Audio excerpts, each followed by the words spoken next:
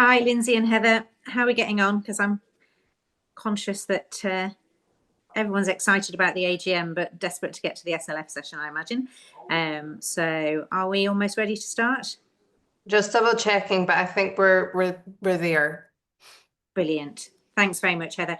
Can I just remind everyone, the slides up at the moment, if you are a member, if you can rename yourself with a prefix M, if you're not sure how to do that, and I would not know how to do that, just drop us a note in the chat and we'll explain how to do that. So thanks everybody for joining us today. It's great to see so many of you on the call, and I'm sure it's mostly for the SLF rather than the AGM, but I'm really pleased you've joined us early just to hear a bit of what we've been doing over the last year and to approve our accounts. So we've got the housekeeping slide up. If you could keep yourself on mute, please, when you're not talking. The session's being recorded, so it's completely up to you whether you keep your camera on or switch it off. And if you can use the chat function to share any comments and network with others in the session. And again, if you need any technical support, just use the chat. That's probably the easiest.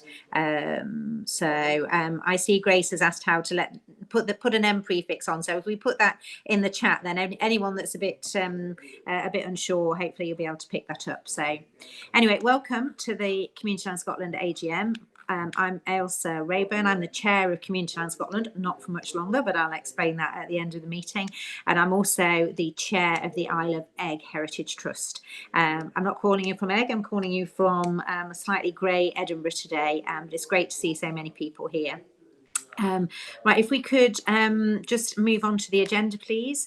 Apologies. I thought we may have apologies from Lou, but I think Lou is with us. So lovely to see you, Lou from Largo. Thanks for joining us. Do we have any other apologies, Lindsay? We don't know. That's them all. Brilliant. Okay, thank you for that. So we'll move on then to approval of the minutes of the AGM last year. Gosh, it always seems such a long time ago. And we also held an EGM before the conference this year. So those minutes have been circulated. And if anyone's got any queries, please raise them now. Or alternatively, if everyone's happy with them, could I have a proposer and a seconder for the approval of minutes? And you can either shout out or just put something in the chat, and I'll get Lindsay to let me know when that's approved.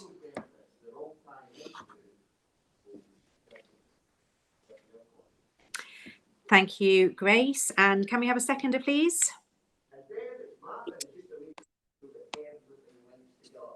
Great. And we've got Megan and Grace there. Thank you for that. And can we have the same for the EGM, please?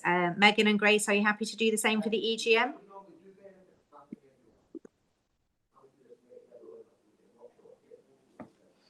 I'm scrolling up. Yeah. I wasn't at the EGM, so I can't do that, I'm afraid.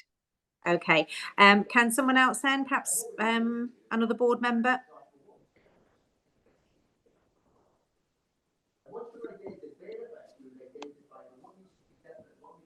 Yeah, brilliant. Thanks very much, Kate.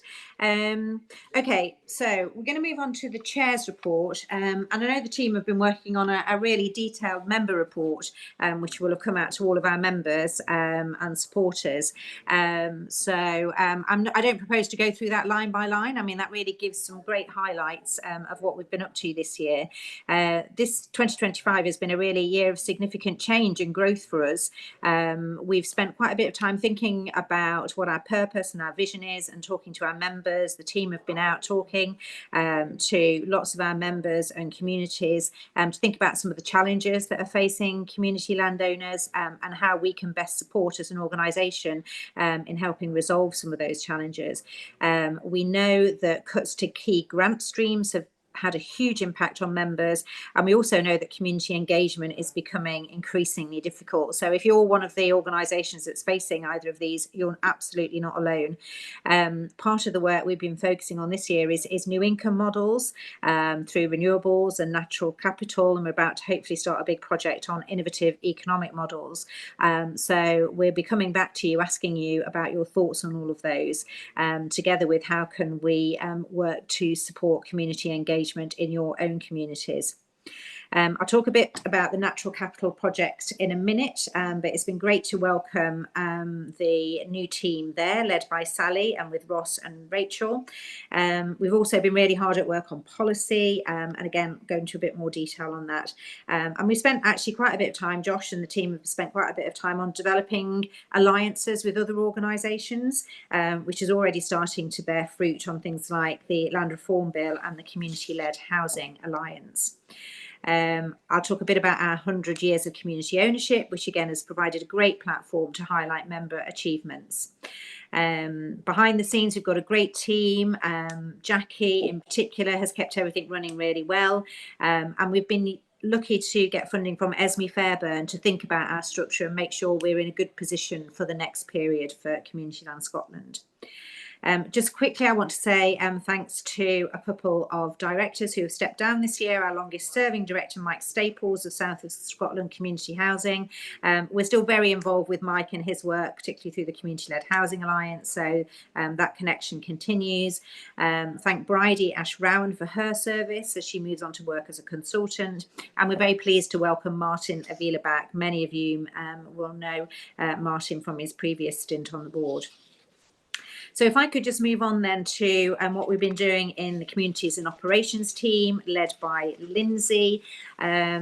We've been out and about doing lots of work, speaking to our members, supporting community groups through events, gatherings and direct engagements. So in the team, we've got Lindsay, Jackie, Norrie, who's our PR and comms coordinator, Meg, who's our assistant development manager, and Heather. And hopefully you'll have seen one or other of those at some point over the last year. They support one of the core functions of Community Land Scotland, which is to support communities to explore their options for owning land or buildings and help them identify how to move forward. So we check in regularly, provide help when group encounter obstacles, and encourage participation in training and network events. And that both hopefully helps communities, but also provides that really important information for us to feed back to the policy team on how things should change. We've undertaken a series of in-depth events with communities across Scotland, and we've also been delivering community ownership roadshows in areas that we think, and we've been working with partners, are actually cold spots for community ownership. So again, that's really helpful for us to understand why it's not taken off there and what policies need to change. Just coming up shortly, we've got the Community Land Festival, and I suspect lots of people on the call are going to be involved in that. We've got more events, more communities, and the widest geographic spread to date. So hopefully we'll have about 35 communities who will be undertaking open days and cultural events, nature walks, etc. And we've also got the Festival Fringe, which is a platform for us. The festival, do get in touch pretty quickly. Okay, can we move to the next slide, please? And I'll move on to the 100 years of community ownership. So this is a project that's coming to an end soon, but we've got a very exciting new project under development, which we'll be able to tell you very soon. So thanks very much to Ian and Ryan, who've been working incredibly hard on this, getting out and about, seeing our members. The three main sort of elements to this, which many of you will know. First is the development of the archive.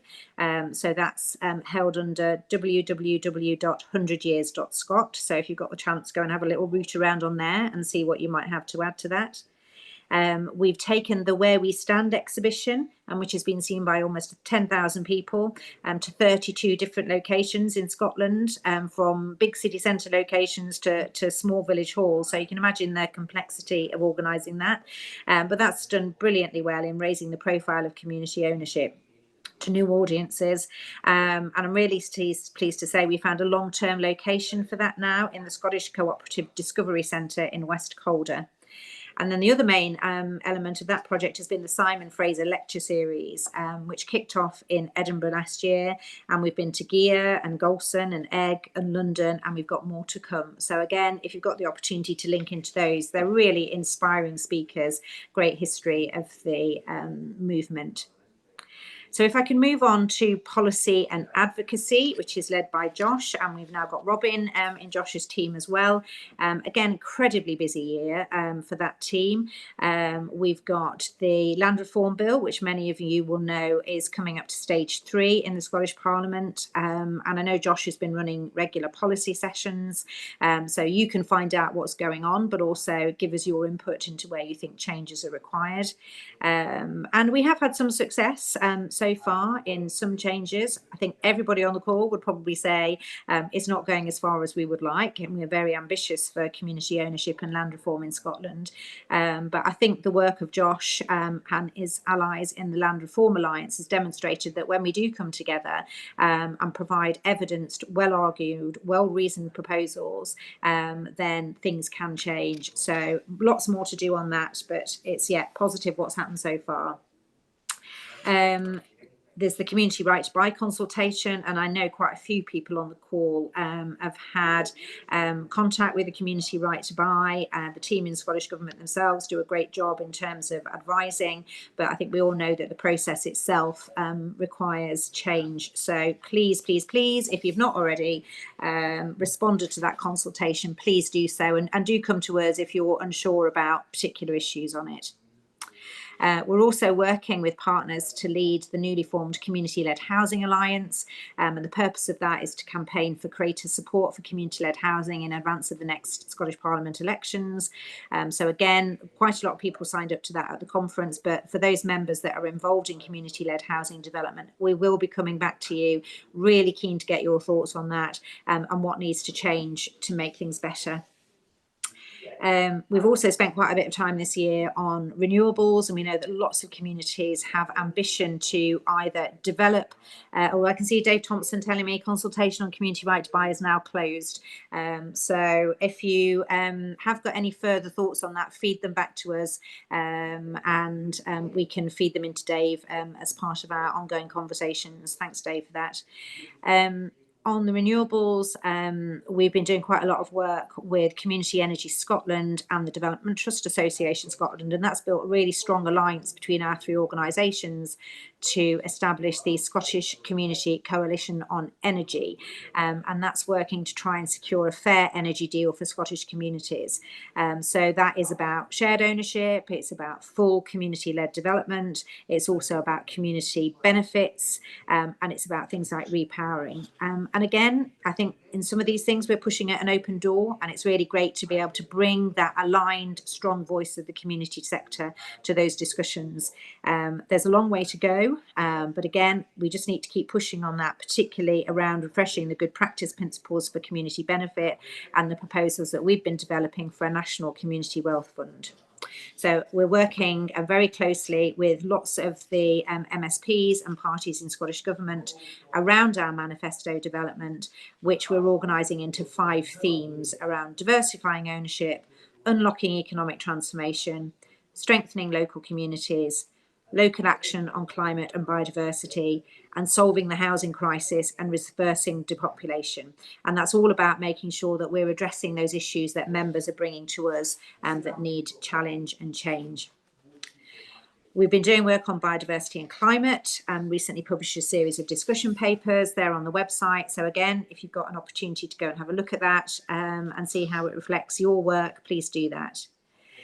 Can we move on then to the Natural Capital Community Partnerships? So this is a new team that has been established this year, led by Sally Reynolds, who many of you will know from Lewis. And we're using an approach which is all around building partnerships to support and highlight the reality of inclusive, fair natural capital projects. What do they look like, and how can more communities get involved in them? So at the heart of this work is a simple belief that investment should strengthen communities, creating local jobs, sustaining livelihoods.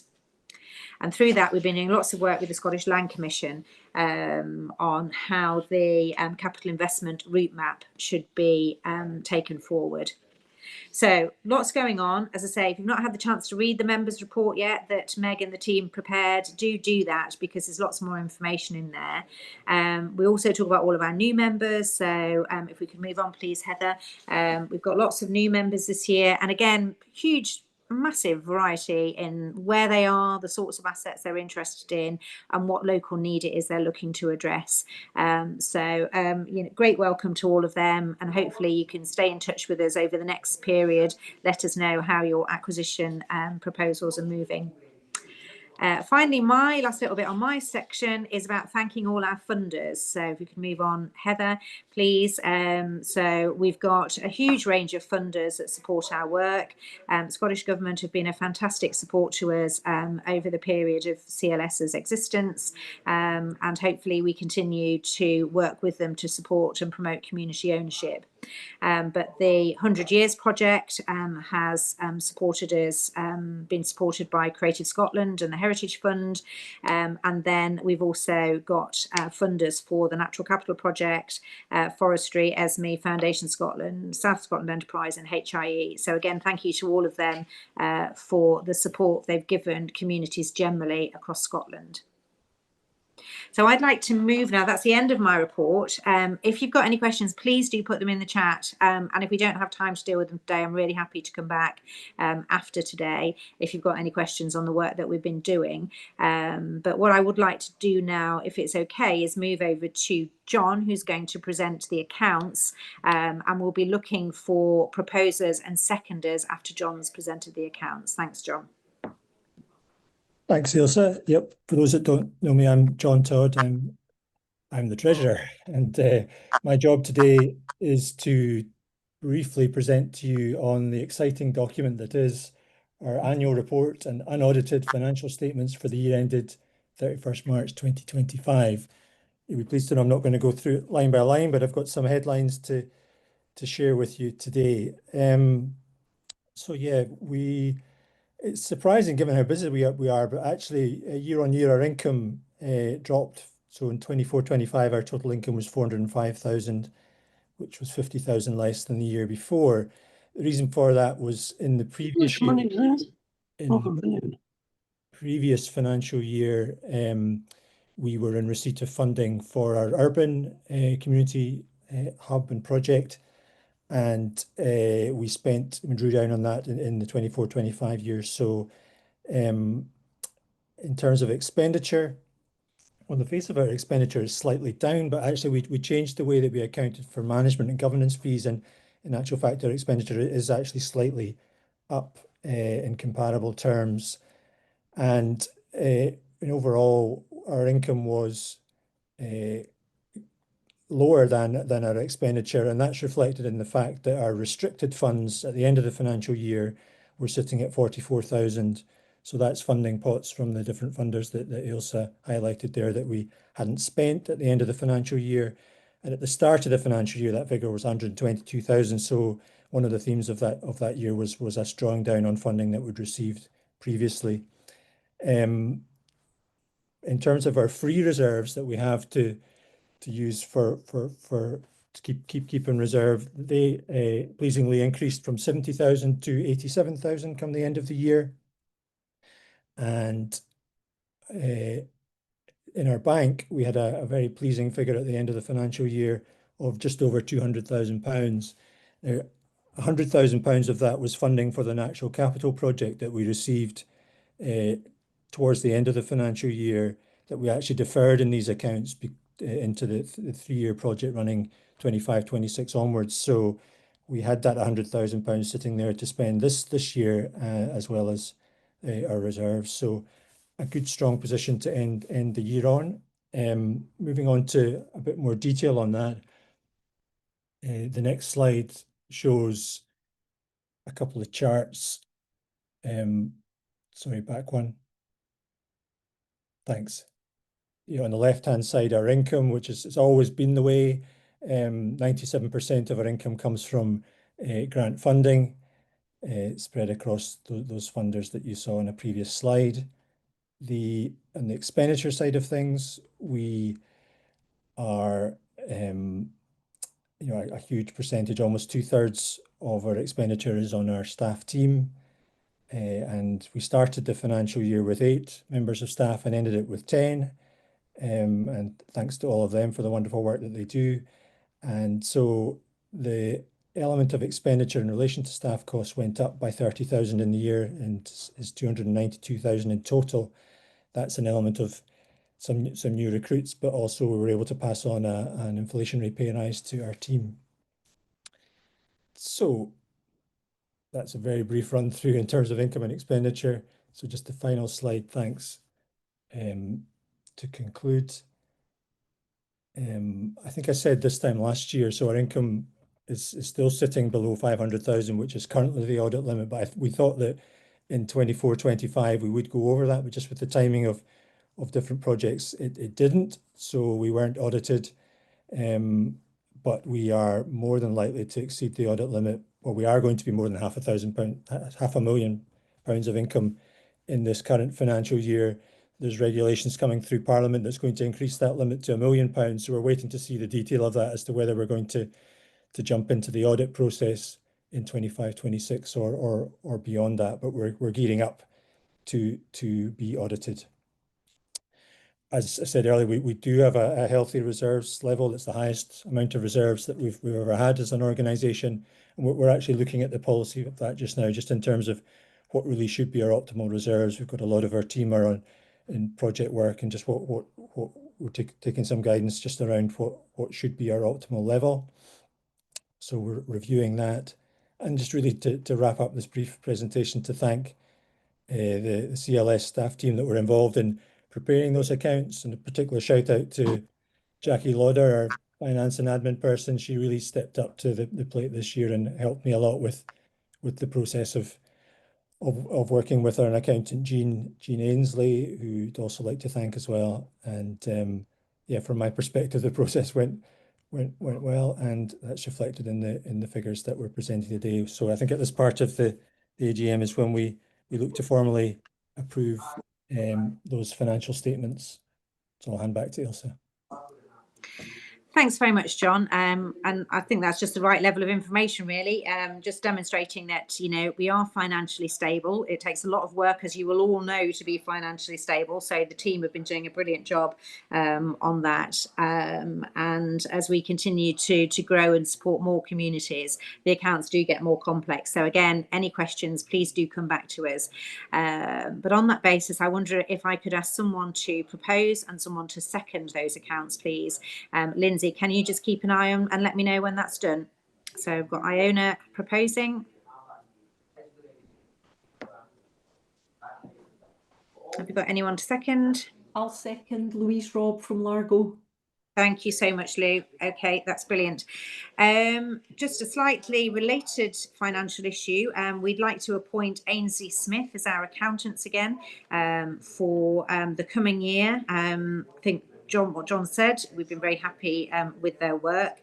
Again, probably lots of you will know Ainsley Smith. They really understand our sector, and they've been extremely responsive and provide good value for money. So again, if everybody is happy with that, please say now if you're not happy with that.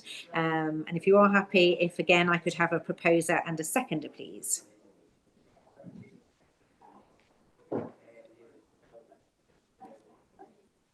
Thanks, Kath, and thanks, Heather. Thanks, Grace. Okay, so we're now going to move on to appointment of elected directors. At each AGM, our Memon Arts require that some of our directors stand down and they can be re-elected. So we've got Kate Wimpress of North Edinburgh Arts, who we could absolutely not afford to lose. So I'm so pleased to say that she's agreed to come back again. Angela Williams of the Langham Initiative, who many of you will know. Angela's been involved in the sector for a very long time. We're really, really pleased to welcome her back to the board, bringing all that experience and skills with her. And then my plan was to step down at this board meeting, and it is still my plan to step down in the near future. The chair role was going to be assumed as on an interim basis by Agnes Rennie, who's our vice chair. And that was all in plan, but in the last few days, events, as always, conspire against us. so that that handover is going to be delayed for a wee while. So I've suggested to Lindsay that I step down to meet the quorum requirements and then be re-elected back again. Again, please let me know if you're happy with those 3 appointments back to the board. If I could have a proposer and a seconder, please, for those 3 appointments. Yep, I'll propose them, Louise from Largo CT. Thank you, Louise. And I'm happy to second, delighted to have you all continuing Great. and for Angela to join. Thanks very much, Megan. That's great. I think we don't have any other competent business, do we, Lindsay? Does anyone else want to raise any issues now?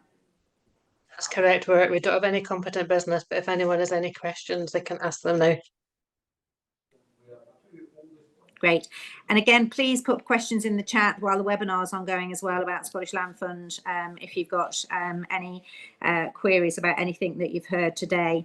So I'm going to pass over to John, but this will be my last AGM. I'm fairly sure this will be my last AGM. So I just wanted to say what an absolutely brilliant time I've had being chair of Community Land Scotland and getting out and seeing. It's such a privilege to meet people right across Scotland. So many inspiring people that I've met, and as well as the tea and cake that you always get, you always come away completely enthused and inspired about what local people are doing to make their communities a better place. I've been absolutely brilliant, and I hope in my role as egg and on the, many of you will know I'm on the High Board and the Crown Estate Board, that I continue to be able to go out and see what people are doing. As I say, we're looking to appoint a new chair, and I will stay on for a short period while that happens.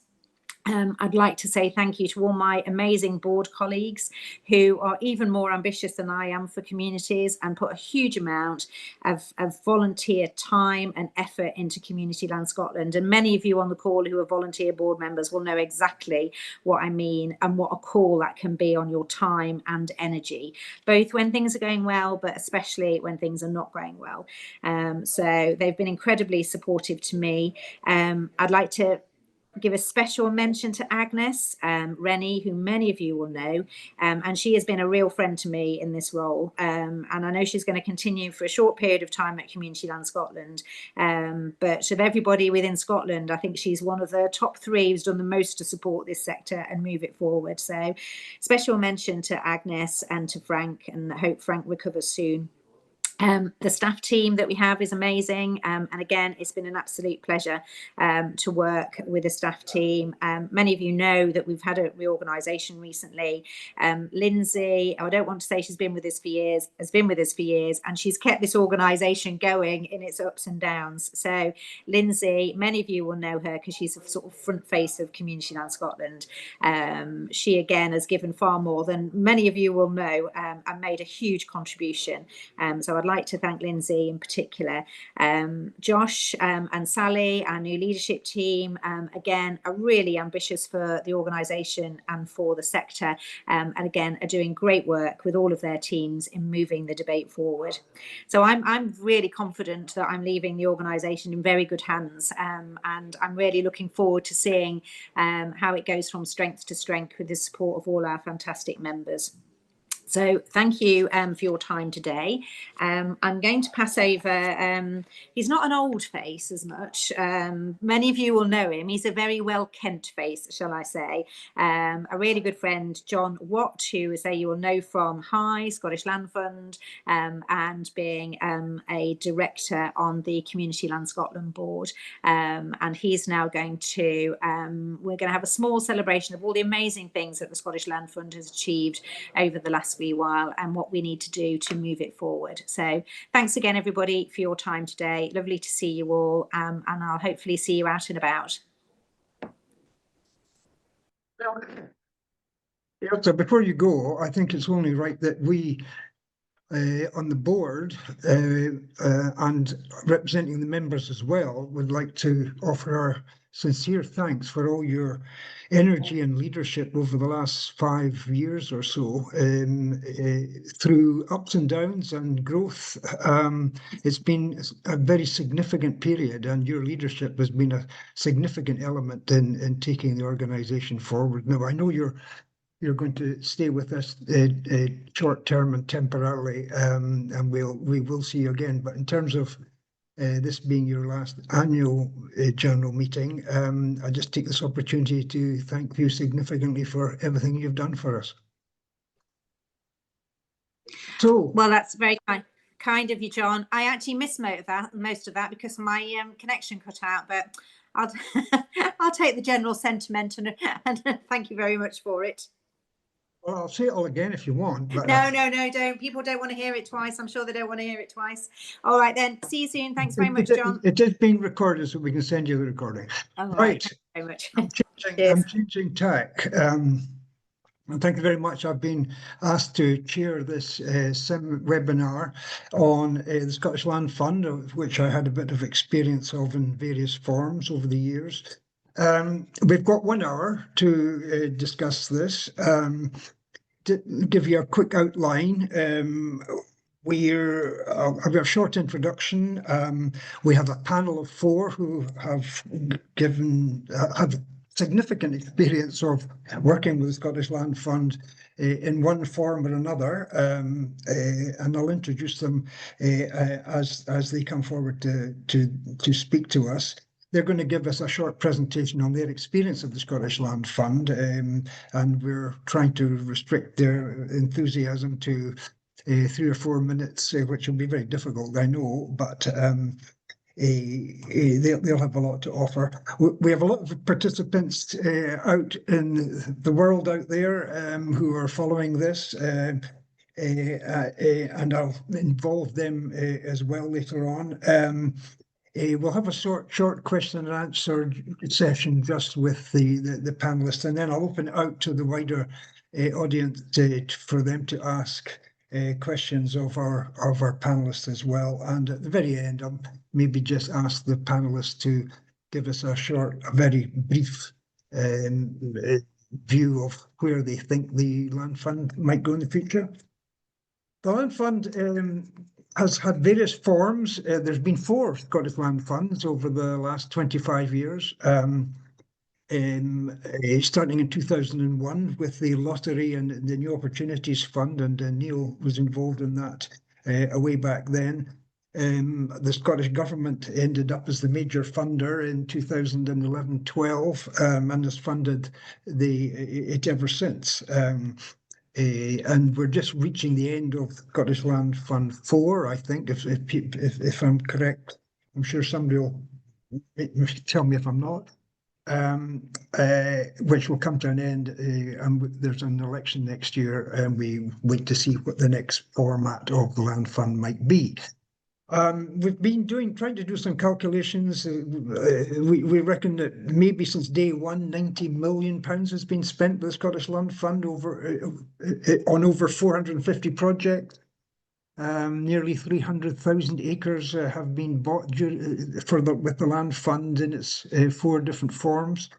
And it has had significant impact in many communities all over Scotland, and of course more recently in urban as well as rural Scotland. But we'll get a sense of that from our 4 speakers. And I think I'll just ask them. I'll introduce them just before they begin to speak themselves. So we've chosen the order, and I'm going to introduce first Neil Rich. Neil is the Scottish Director of the National Lottery Community Fund. He joined the lottery in the year 2000, just before the setting up of the first Scottish Land Fund. He started his career as a community worker in the north, and by the north I really mean the north, in Shetland. And he maintains contact with those areas still. So, Neil, if you could give us a quick overview from your experience from the past. Thanks, John.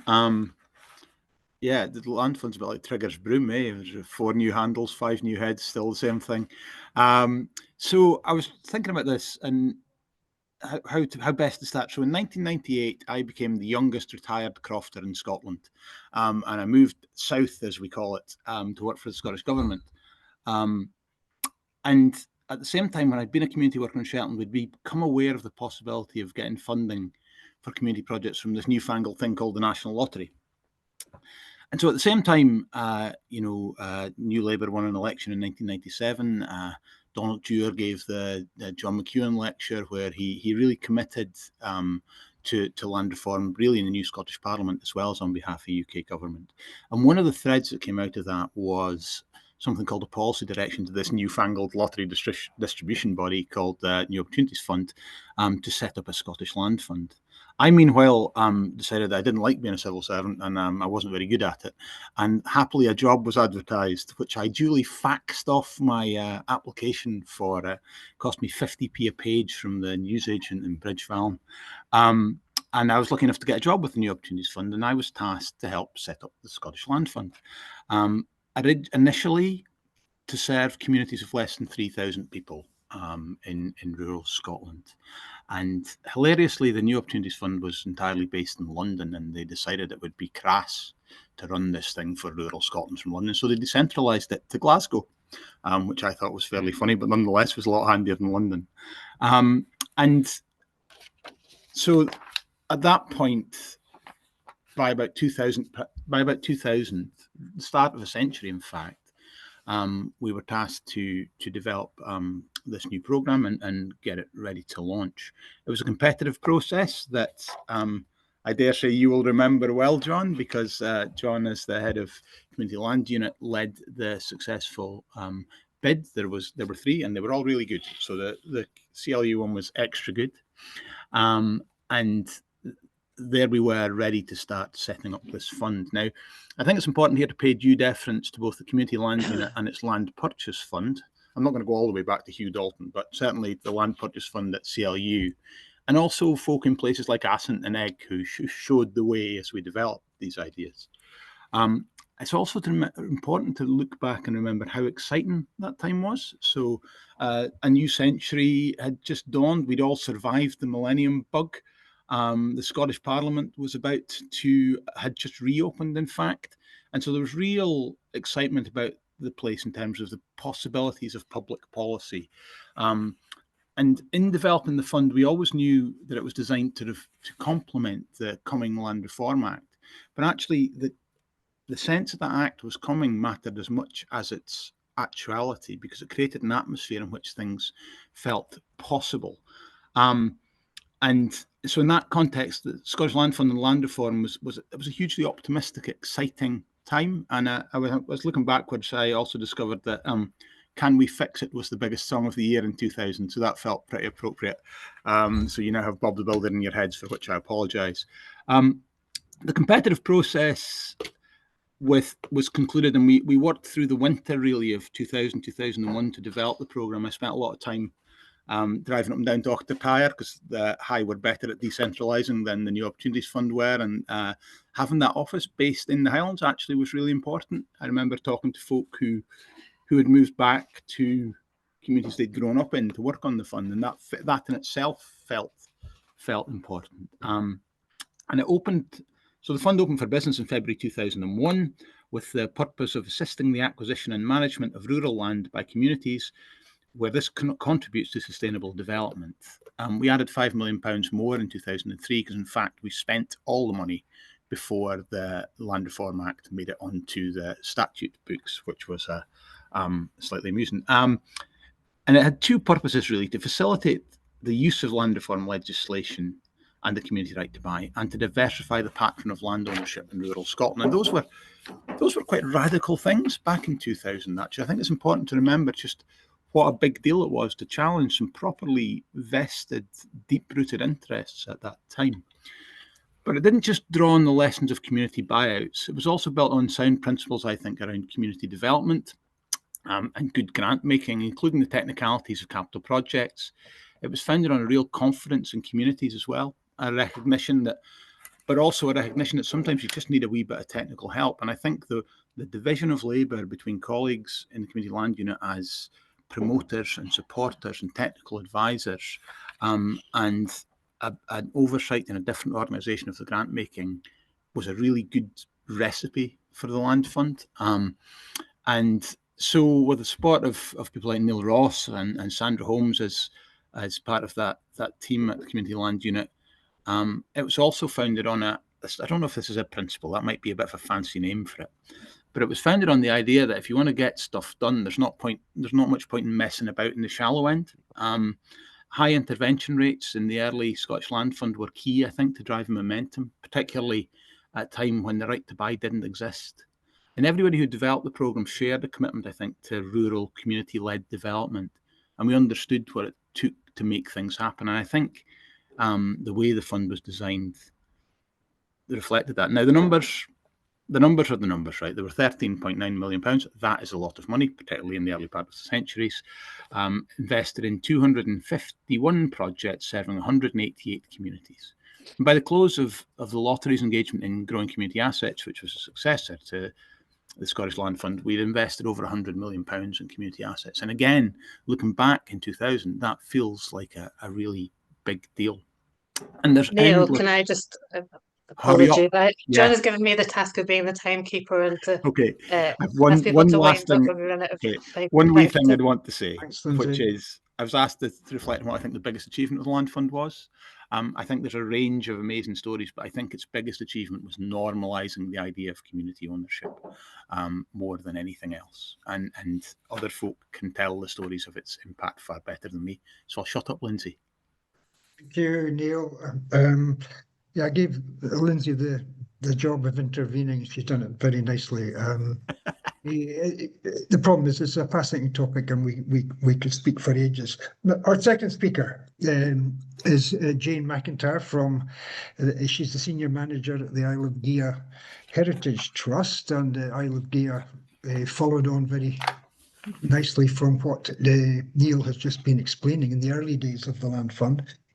She's been there for 6 years.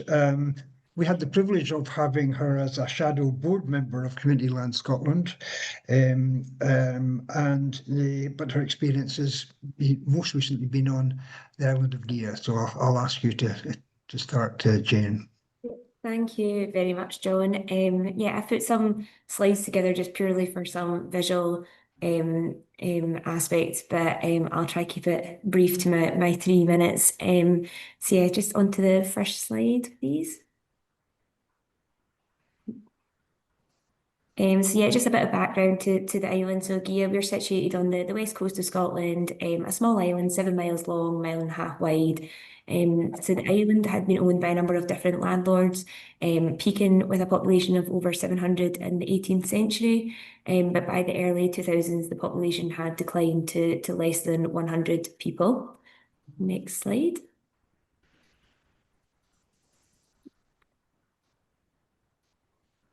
I think we might have went 2 slides, have we? Well, it doesn't matter. I'll carry on speaking.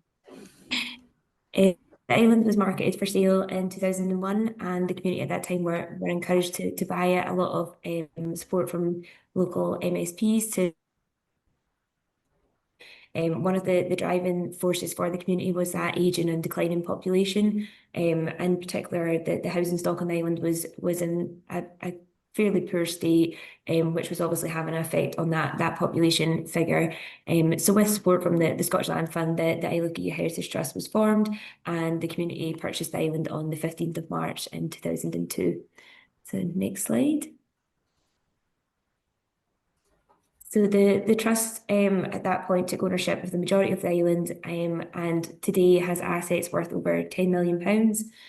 This includes the housing stock, which was purchased and almost immediately renovated, as it was obviously identified as a crucial factor in sustaining the island's population. Decent affordable housing was at the forefront of what brought the community land buyout forward for the islanders. And next slide. Shortly after the buyout, the trust also developed a community wind farm. This was the first grid-connected community-owned wind farm in Scotland, so it's quite an achievement for the islanders.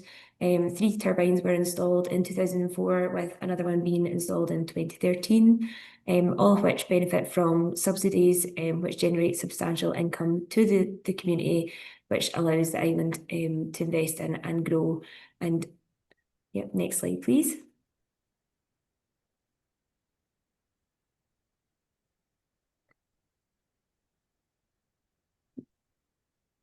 So beyond the management and maintenance of the housing stock, which I mentioned, and our wind farm, the Trust has been able to develop in the island in a number of different ways.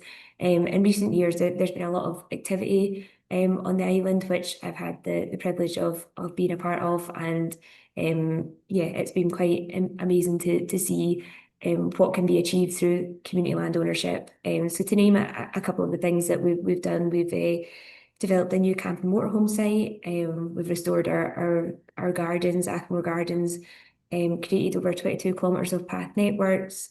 We've just finished building 5 affordable new homes. We sold 11 plots for private residential self-builds to encourage a sort of different range of tenure of housing on the island, and to also help that population decline. We've developed mooring and pontoon facilities, constructed an emergency helipad. We've started renovation on our hotel, and are looking to run that again and have it fully open as of 2026. Carried out a number of different projects to protect the island's heritage and environment, supported business opportunities through the provision of commercial leases, and sustainably marketed the island as a visitor destination, which obviously has a benefit to our local economy. So yeah, the Trust has been involved in a huge range of activities over the last 23 years, and at the moment sits in a good position, but it hasn't always been easy. A lot of challenges along the way, but I think the evidence speaks for itself, in that it's been a worthwhile venture that the community have taken forward to go with the community land buyout. The island has a good mixture of housing now and a very active local economy, and the population today sits at about 170. So that's an almost, not quite, a double increase in that population figure. So yeah, I think that again speaks for itself. So yeah, just thank you for listening, and look forward to hopefully being able to answer some questions shortly. Ian, thank you very much. An impressive list of outcomes on Gigha over the years. One of the older island buyouts in the Highlands and Islands. Let's move quickly on to Megan McInnes, who's also living in the Highlands. Megan's worked for 25 years in land reform, community land rights, and resource governance in Scotland and internationally, in Southeast Asia in particular.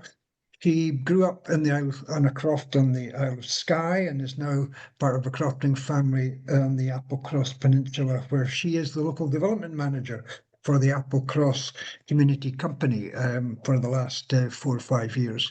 Megan. Thank you, John. Good afternoon, everybody. So yeah, so Applecross is a peninsula in the Northwest Highlands, 26,000 hectares with 260 people. So it's a really sparsely populated area. It's on the mainland looking across to the north of Skye. So the community company began work here in 2008, and we provide a range of public services, for example, running the filling station, community broadband, community transport project, and the toilets, as well as initiating a range of different development projects, affordable homes, community woodland, and a community hub. I've been working with them, as John said, for almost 4 years now. We are living in what is essentially a concentrated land ownership situation, with one landowner owning more than 95% of that peninsula. So although there's never been significant interest in community ownership of the entire estate, accessing smaller sites of, I guess, what we now call sites of community significance has been essential for the community company to be able to respond to community needs and the community's development aspirations. And although acquiring these small sites, land and assets has been challenging in itself. After nearly 20 years, we now own 6 different sites across the peninsula, and this would not have been possible without the support of the Land Fund. There's 2 specific examples I'd just like to focus in on, given that we've got such a short space of time and a strict timekeeping from Lindsay. One is a very tiny site, 30 metres by 25 metres squared, which we purchased as a community asset transfer from NHS Highland in 2020 through the support of the Land Fund. And on this tiny site, we managed to squeeze 3 all-access affordable homes, 2-bedroom affordable homes and gardens, which serve some of our most vulnerable community members. And this project has been really transformative for the tenants in terms of enabling them to access secure, affordable homes and energy efficient homes. And it also generates a steady income for the community company. The second site I want to focus on is a 14.5 hectare woodland area, which we purchased from the majority landowner back in 2021. And we've since converted it into a Gaelic-led natural and cultural heritage-focused community projects, which has replaced a monocrop mature Sitka spruce plantation with native trees collected and grown within our community tree nursery on the peninsula. I think these are just 2 examples of the kind of things that we've used the Land Fund to enable us to achieve and the benefits which has resulted from that. I think another thing I wanted to say was that what's been particularly important for us is that the Land Fund hasn't just funded the acquisition of the sites, the support prior acquisition to test the feasibility of community ownership of assets and helping us decide if an asset is worth buying or not has been really, really critical. And then along with the acquisition funding, we've managed to get small amounts of money of additional funding, which have helped us to employ staff members to kickstart projects associated with these assets, and also some funding for legal advice and immediate repairs.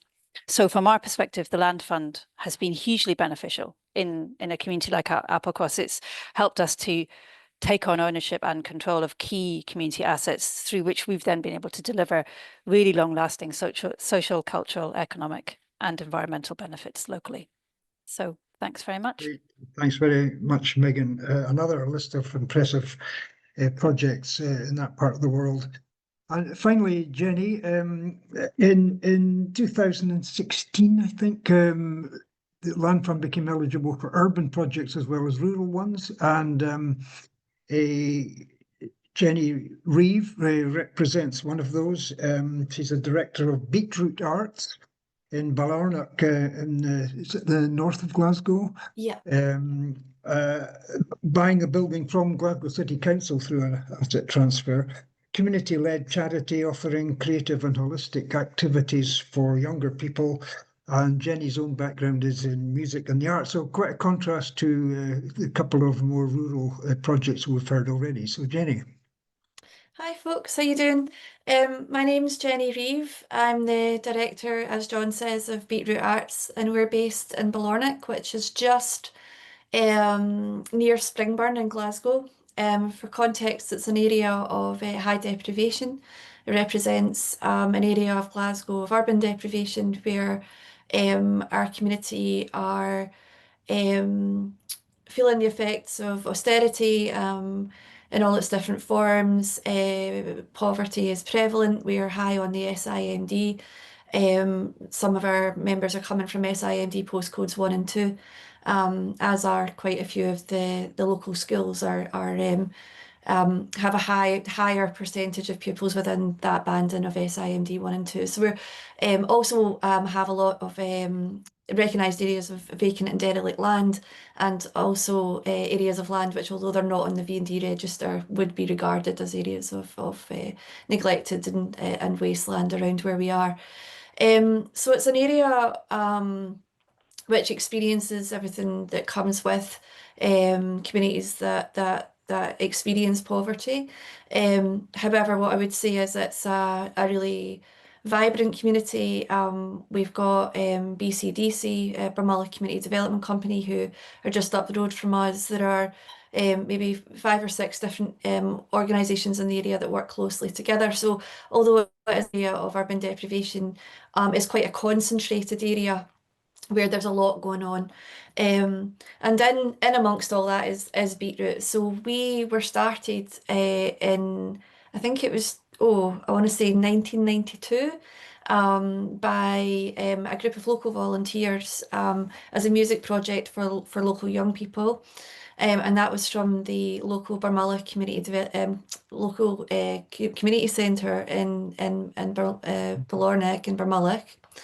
And then in 2009, the opportunity came up to move to where we are now, which is the Balornick East Youth Centre, is kind of what it was termed as. So it was built in 1992 by the council as a centre for young people to come and spend time and take part in activities and so on, in response to antisocial behaviour. So we moved into that centre in 2009, and it had stood empty for quite a long time. So it was in a fairly rundown state. And it took a year this was before my tenure, but it took about a year for Beetroot to really get everything together for it to be usable by the public as a usable public space. When I came into post in 2014, we were still a recognised youth charity. We weren't offering at that point activities for other members of the community. But given that we were renting this building, I wanted to see if we could develop it to serve some other of our kind of vulnerable community groups and so on. And in that time, we've begun to work with adults with additional support needs and with older people as well, taking a community-led approach. So everything we do is is embedded, it's slow, it's considered, and we're constantly trying to adapt to the need that we see around us, which, as I'm sure you can imagine, in recent years has been on a significant rise. So part of that really was our consideration of the space that we were already in. I think we were paying about £750 a year in rent for the building itself, which is just a single level, fairly standard looking community centre. There's nothing particularly fancy about it. It's utilitarian, but it does its job. And over time we began to think, look, maybe this is something that we could think about, would be this idea of community ownership. At that time we didn't know it was an asset transfer that we were in for, but we thought this was probably a good idea. We were already paying the rent, we were already occupying the building as if we owned it, so when something broke we would fix it. We were already managing those overhead costs essentially for, at the time, City Property, who were the landlords. So we thought, well, we may as well own it. We already know what it costs to run it. And so began 5 years of push and pull, which started with us approaching City Property and saying, hey, we're quite interested in owning this building. And they said, well, that's great, but it's not ours. You'll need to speak to Glasgow City Council. So we went to Glasgow City Council and said, hello, we're really interested in owning this building. And they said, oh, it's not ours. You'll need to speak to City Property. And we said, well, we've got it on good authority that actually this is Glasgow City Council's. And they went away and scratched their heads and said, well, it's not on our asset register. And we said, well, right enough. We've got hold of the title and it was from 1936, but it was still Glasgow Corporation land that it was on. So it was indeed Glasgow City Council's building. So follows, I think the amount of time I have right now is probably not enough to cover the 5 years that then ensued. But of course, we did call upon the Scottish Land Fund for support at our stage 1 application, which we went forward in April 2019, and that was to carry out a feasibility study. As others have touched on, that's so important for us to get a feel for the viability of the building, how it could be used for our community, for our specific community where we are, looking at income generation, looking at the risk of it. Now for us, I suppose we already knew or know what it was to occupy that building in terms of you know, the cost and the risk of and so on, but it was still something that had to be considered. And so we worked with an architect to pull together a feasibility study which captured as far as it possibly could the ways in which we could maybe use that, use our building in a sensible way, and not being too ambitious with that build, but also as a way to provide income and opportunity for other organisations and businesses in the area to benefit from it as well. Jenny, I'm sorry to ask you Oh, I'm so an sorry. impossible task to compress your No, story no. into 3 minutes, but No, can I it's just ask you to wind up? Thanks. no, not at all. So basically, April 2019 was stage 1, and we didn't actually conclude our stage 2 until it was March 2021. So it was quite a gap between our stage 1 and our stage 2.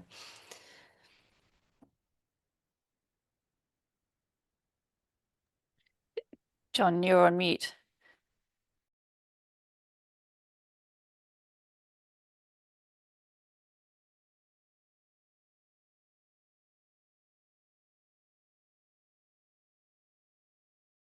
Sorry about that. I actually think I would have learned how to use this by now.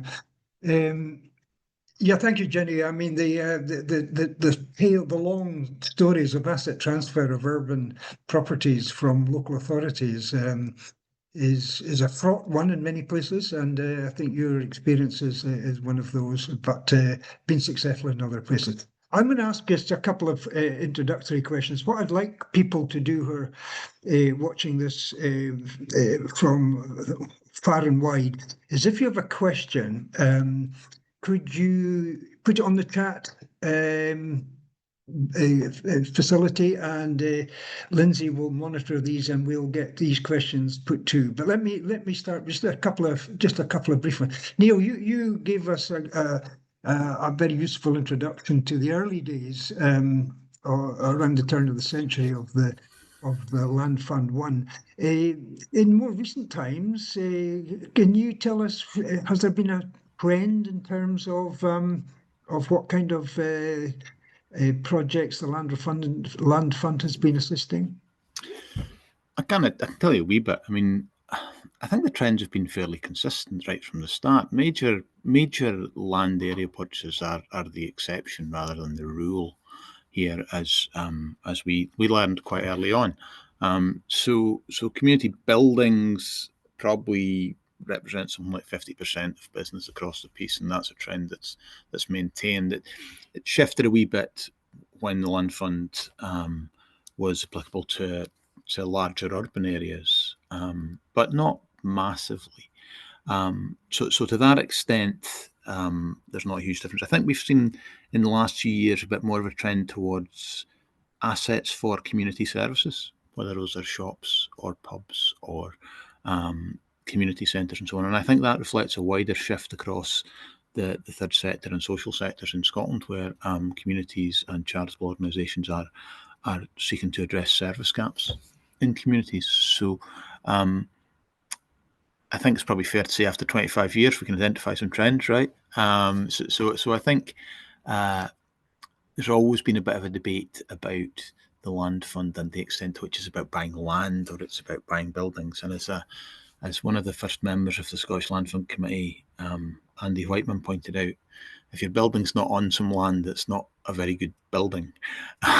So in that sense, it's remained quite busy. The busy areas have remained some of those traditional areas in the kind of West Coast, West Highlands, but actually Glasgow is one of the busiest areas in terms of community asset acquisition outside of those kind of heartlands of land reform, if you like. Just following that one on, Neil, in your pipeline, because from my experience, there was always a pipeline. It was always big. Are there big land areas in the pipeline? There are a few. There's big ones and there's expensive ones. So as I say, if you very large purchases are unusual. But if you trace the history of the Scottish Land Fund, there's usually a bit of a blockbuster purchase every couple of years. So you start with Gigha, you go through the South Used buyout, which was actually assisted by Grown Community Assets, not the Land Fund, but nonetheless sits in that timeline through Alva and various other big estate buyouts. So there are still some significant purchases in the works. Rampant land values is making that a bigger challenge all the time. £1 million doesn't buy what it used to. So we're trying to understand a little bit more about some of those trends and trying to think about what is a sensible and sustainable approach to that, because we are reaching stages where market values really give us some big headaches. Indeed, so we maybe come back to the land value question. Maybe a quick question. Megan brought up a useful point that the land fund is not simply a big capital fund for acquisition of property. There's other elements to it. Jane, have you used elements of the land fund other than the big initial purchase price? No, I actually don't have any direct experience of accessing the land fund, because obviously the time of the Gigha buyout, I think I was 5. So I don't have any experience with that. But yeah, obviously closely follow what's been happening over the years since then. Jenny, you got money from the land fund for the acquisition of the building. We did, yeah, stage 1. So we did a stage 1 bid for our feasibility study, and stage 2 was for the actual purchase and for some kind of maintenance and repairs and so on. Yep. And Neil, just those other elements, which have been very valuable from my experience, do they continue within the land fund under current arrangements? I think we're less able to do that than we were in the past. So there's more modest support for some of those things, partly due to timeframes that we need to fund within. And I think in general across the board, it is a less favourable environment to find funding for capital projects and capital refurbishments in general for communities. So, but we've always tried to maintain that recognition that the day you get the keys, or the day you get the keys to the padlock on the gate, you are responsible for fences and drains and roofs and all of that. So those immediate responsibilities remain something we can address. But I think it's getting a wee bit harder, if I'm honest. Yeah, I think that's right. Lindsay, we're getting questions coming in from the audience, the wider audience. Do you think we could address one or two of those? Yeah, we can indeed. Yeah. So, Jenny, I think you're probably the best person to answer this question, which is about the major pitfalls of going through asset transfer. Go Girvan is about to submit its stage 1 funding to apply to the Scottish Land Fund, and they've appointed their architect and options appraisal to develop the business plan. Is there anything you would like to share about your asset transfer journey that might be useful? Okay, how to keep that short? I think I mean, obviously our experience is specific to Glasgow City Council, who are a local authority. The major issue that we had was the legals, was around the heads of terms, and it was around the sort of burdens that were placed, or that they wanted to place upon the title. And I think that we started with 6 heads of terms, which run contrary to the policy of the land fund itself, as I understand it. Many of these terms are clawback clauses, rights of preemption, and so on. First ranking, kind of, yeah, basically that allow the authority to essentially, in all intents and purposes, still own the property, really, around the back of the charity. And so there's lots of reasons why that's problematic, especially because quite often they're 20 to 25 years in term, and that runs contrary to the criteria of the land fund itself, and that's where we fell down the cracks. So most of the 5 years we were in negotiation was around the Glasgow City Council's inability to manoeuvre or flex on any of that. Thanks, Jenny. Megan, were any of your purchases through asset transfer? Yeah, so the very, very small site from NHS Highland was an asset transfer, and as far as we know, it was the first asset transfer that NHS Highland does, and anyone who's been the first with a particular local authority department know that it's particularly challenging. And we had exactly the same problem as Jenny's just described with NHS Highland trying to add numerous different burdens and clawbacks on the land, which took a long time to negotiate because obviously they're not compatible with the land fund funding, and there was a substantial legal additional and unfunded legal costs that the community company had to bear. So you would have hoped that as local authorities and different local authority bodies become more familiar with doing community asset transfers, that these processes will have been streamlined. But it is frustrating to hear still that it's doesn't seem to be lessons learned.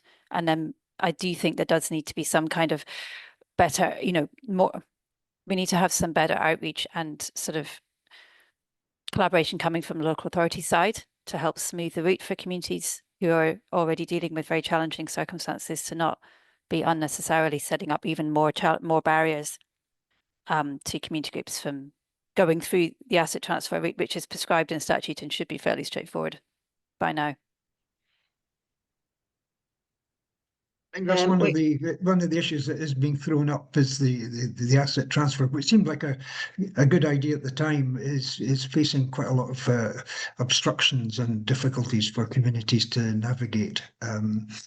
Jane, you're being asked, I think, quite a lot about how do you raise the money for all your capital investments, and you've kindly agreed to give some details of those, maybe one-to-one online. But the turbine. The turbines have been up for many years now, and income generating capital investments are vital for communities, increasingly challenging, as Neil was saying. You're rather small now by definitions of wind turbines, have been up for many years. Are you looking at replacements and additions?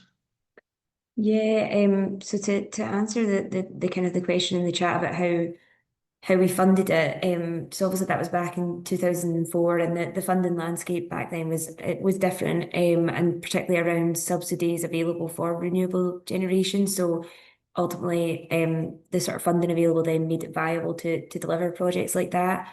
I think the funding for the actual capital development back in 2004 came through Scottish Government, through Highlands and Islands, and the turbines were accredited through the renewable obligation certificates. So it's a money maker because of that. But as soon as those subsidies run out, the sort of financial benefit from the size of our turbines isn't actually significant. They kind of would just wash their face without those subsidies.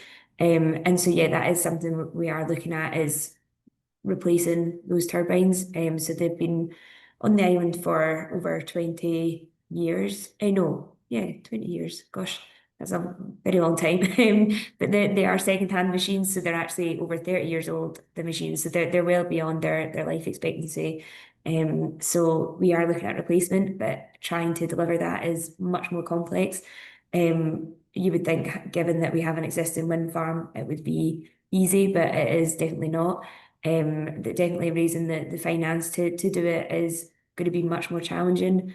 We would obviously need to look at private financing, getting a loan of some sort, and the repayment of that is going to be trickier when there's not a subsidy or a kind of minimum price guarantee, I suppose.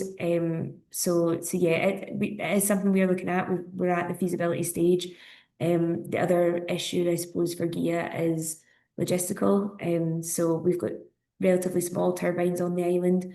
To make it more financially viable, we need to put a larger turbine in, which becomes more challenging with the sort of access and geography constraints.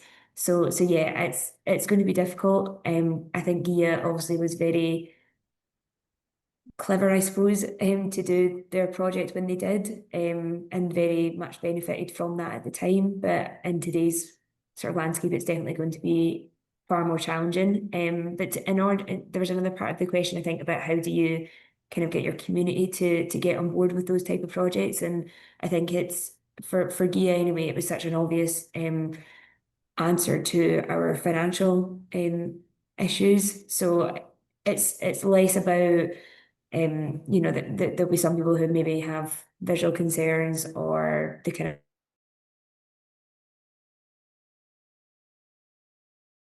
outweighed by the financial impact, or it was at that time outweighed by the financial impact. It's essentially been, the wind farm's essentially been a big part of why we're still doing what we're doing at this sort of capacity today. We haven't had to revert to selling too many assets to keep ourselves afloat, and a big part of that is because of the wind turbine income. So that's a very long answer, but I'm happy to chat more about that if that is of interest directly at a later time.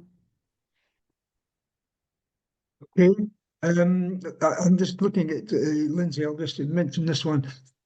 Neil, you were saying around the beginning of the land fund and almost coincidentally the beginning of the first Scottish Land Reform Act in 2003 was an exciting time, and we were both part of that. Question to all the panel: is the land reform agenda as exciting today as it was then? Neil? Well, I mean, maybe I'm just old and I can't stand as much excitement. I actually do think it is exciting. It's really easy to get bogged down in the things that are hard and the things that are slow and the things that could maybe be better. But when I took a little bit of time to stand back and reflect on 25 years of progress, the notion that it's pretty normal for community ownership to come up in conversation when folk are looking at solutions. The idea that we would have 300,000 acres in community ownership, a vast array, a bewildering array of assets, including ferries. Now there's an idea, community owned ferries, owned by communities, it's an extraordinary thing. And sometimes we need to stand back and feel excited, not so much about policy possibilities or big plans, but what folk have actually done when they have control of resources. And people have done extraordinary things. And so I try and remember that fairly regularly, because I think we should be excited about that. That's an exciting thing. And it's really easy not to, maybe a wee bit Scottish, not to reflect enough on our collective achievements. Megan? Thanks, John. Yeah, I mean, I still think the land reform journey in Scotland is exciting, and I still think these pieces of legislation that regularly pass through the Parliament are exciting in terms of helping to progress that journey, although it's hard sometimes to step away from the kind of legal detail. But so I mean, I would entirely agree with what Neil said. I think what has been achieved through the land fund and what's achieved through the kind of wider community empowerment agenda and community ownership of land and assets is phenomenally exciting and has had such a massive impact. And that's, I think Scotland not only doesn't do enough in terms of recognising that achievement within the country, I don't think we do enough in terms of shouting from the hilltops about that internationally, because it's quite a unique model and there's not enough recognition. There is, when people start to understand what's going on in Scotland, those who are involved in international land reform discussions, they're absolutely amazed by what's happening here, by what genuine community-led empowerment and development is really achieving. And I think that's really fantastic. However, I do just want to, I think one area in where maybe firstly, I think maybe because as it becomes more normalized, maybe it's less exciting because it's just more normal and it's just now about the impact and the possibility. But I also just want to pick up on something that Neil said at the very beginning, which I think is really important, and I hadn't realized was a trend evident in terms of the 25-year pattern, is that this role that communities are using assets to start to step in and deliver public services and step in to deliver that public delivery of what used to be services that local authorities have delivered. And I think we've seen with the kind of broader economic financial austerity times that we've been in recently that communities are having to step in and do that more and more. And that is less exciting because it's just about having to do the grunt work of providing essential services to your community. And maybe that's why in some ways people don't feel the excitement about it anymore, because it's less big ticket items, but it's more just communities having to step in and deliver those services. And the question about whether they should be doing that is one for an entirely different webinar. But I do think maybe that's one way in which sometimes it's become more normal, less exciting. Thanks. Jenny? Yeah, I totally agree with what Megan's just said there about how communities and community bodies are taking on more and more of what have historically been kind of statutory services, or the responsibility of statutory services. And I think there's a question around resource there as well. So if community groups are being expected to deliver those services, where is the resource coming from them for them to be able to do that? Because it's one thing to be a community owner, but if you're a community owner and you're also trying to provide those resources, things become incredibly difficult. I do think that maybe statutory services could learn a lot from the third sector in terms of how we work so leanly, but again, that is definitely another webinar. I think in terms of like land reform and community ownership, I think, yes, it's tremendously exciting, and I do think what's happening in Scotland is, for me personally, from my position at Beetroot, but also what I do out with Beetroot as well in my own community, I find tremendously exciting. I think my frustration is around the legislative process quite often, and it worries me that there comes a point at which if community groups don't have the legal representation or the legal know-how, there comes a point at which people are almost ruled out of the process by default because it is so bogged down still. And I think that it needs to be simplified, it needs to be more transparent, it needs to be better joined up.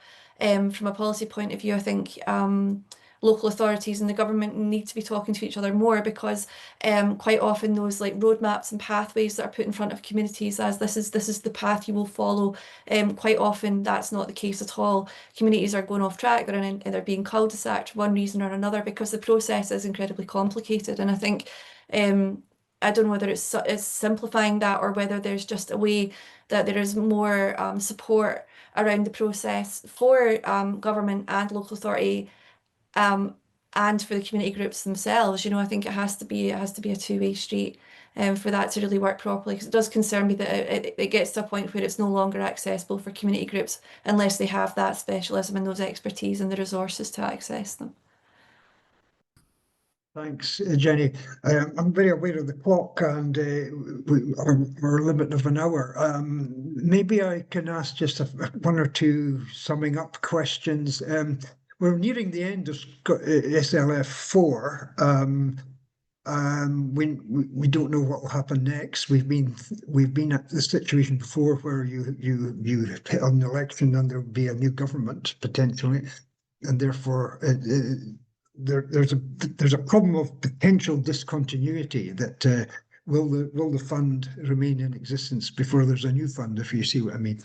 If there was, and let's hope this will be the case, and the Community Land Scotland certainly arguing quite strongly for this, that there is a continuation of the land fund.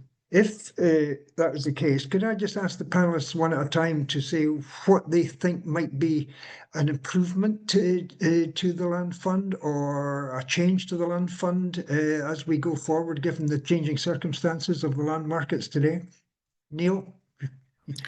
No guarantee that we'd be involved, but if we were, multi-year funding feels important to me, and the ability to flex a budget across multiple years to accommodate those big lumps that happen.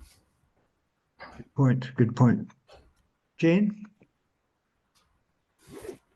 Yeah, I would agree with what Neil said there around multi-year funding. You find that across all different I suppose sectors in terms of finding sustainable and deliverable kind of projects is constrained by funding more often than not, which is always a big challenge. And yeah, I think just there's definitely a need for the Scottish Land Fund to continue, which is obviously important. But I think it's looking back at the case studies that we've touched on today, and looking back at all the other communities that have came forward over the last however many years, and seeing how important it is to have access to a Scottish Land Fund. Like it's very evident that without it, these things quite possibly wouldn't have happened. I think speaking from experience on Gigha, that I don't think the island would look or feel like it does today. There's a question around whether the island would still be as populated as it is, whether there would be the level of activity there is. So it's so important that there's a Scottish Land Fund in some way, shape or form, and making that as accessible to as many community groups as possible. Yeah, yeah. I'll leave it at that. Jane, I think you're right. I think there's a lot of evidence now about how actually owning the land asset can generate significant positive outcomes for communities. And you're a classic example of almost doubling the population on a remote island. Many other remote islands suffering from continued depopulation, and that being a challenge in many parts of our rural areas. Jenny, what would you like to see an improvement to the Scottish Land Fund or something, a more powerful land fund? I think the point that Neil made there about multi-year funding could potentially be really important, because quite often these, whether it's an asset transfer or CRTB or whatever it is, they do take longer than the timelines that are currently outlined in the Scottish Land Fund, and potentially will roll on from one year to another. And at the moment, the budgets are quite restricted year on year. Another thing I think was just my point before, really about accessibility and transparency. And I think that the more that local authorities can be, for want of a better word, educated around what is a fairly niche area of expertise in terms of community ownership and how that works in alignment with the Community Empowerment Act itself. For me, that's where the pinch point is that there's a lack of understanding around that legislation. And the more that legislation can be understood at local authority level, the more likely we are to have a conversation there, I think, or a clearer route forward for I don't think it should be the community groups are the ones that have to become do a PhD in the sort of in the subject to be able to get their asset transfer or their CRTB across the line. You know, I think there needs to be more of an understanding. Thanks, Jenny. That's good. Megan?